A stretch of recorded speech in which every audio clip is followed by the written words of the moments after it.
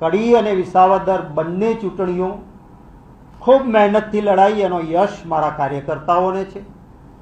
પરિણામ નથી આવી શક્યું એની જવાબદારીનો મેં સ્વીકાર કર્યો છે અને મેં થોડા સમય પહેલાં જ અમારા ઓલ ઇન્ડિયા કોંગ્રેસ કમિટીના પ્રેસિડેન્ટને મારું રાજીનામું મોકલી આપ્યું છે કે પરિણામ નથી આવી શક્યું એની જવાબદારીનો હું સ્વીકાર કરું છું.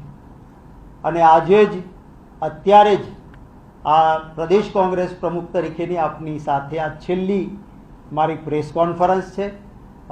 અમારા સંગઠનના મહામંત્રી અને ડેપ્યુટી લીડર CLP શૈલેષભાઈ પરમારને મારી જવાબદારીઓ જ્યાં સુધી AICC નક્કી ન કરે, નવા પ્રમુખની જવાબદારી કોને આપવાની એ નક્કી ન થાય ત્યાં સુધી જે કંઈ રોજબરોજનું કામકાજ છે એ જોવા માટે મારો આજથી જવાબદારીનો ભાર એ શૈલેષભાઈ પરમારને સુપ્રત કરું છું, જે મેં અમારા હાઈકમાન્ડને પણ જણાવી દીધું છે.